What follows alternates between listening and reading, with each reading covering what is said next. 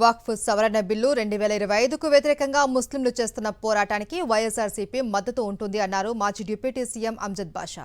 YS Jagan ఆదేశాల మేరకు సుప్రీంకోర్టులో పిటిషన్ దాఖలు చేయడం జరిగింది అన్నారు. బిల్లు రద్దు అయ్యే వరకు ముస్లిం సోదరులతో కలిసి పోరాటం కొనసాగిస్తాము అని స్పష్టం చేశారు అమ్జద్ బాషా.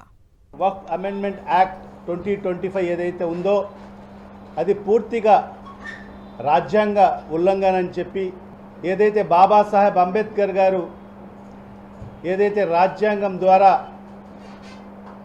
ఈ దేశంలో ఉండే ప్రతి ఒక్కరికి రాజ్యాంగం కల్పించిన హక్కులను కాలరాసేదాని కోసం మరి ఈరోజు ఎన్డీఏ ప్రభుత్వం మరి కుట్రలు పన్ని మరి ఏదైతే ఈ చట్టాన్ని తీసుకురావడము దీన్ని పూర్తిగా ఖండిస్తూ మరి వైఎస్ఆర్ కాంగ్రెస్ పార్టీ మరి న్యాయ పోరాటం కోసం సిద్ధమై మరి నిన్నటి దినం సుప్రీంకోర్టులో కూడా మరి ఏదైతే రిట్ పిటిషన్ కూడా దాఖలు చేయడం జరిగింది.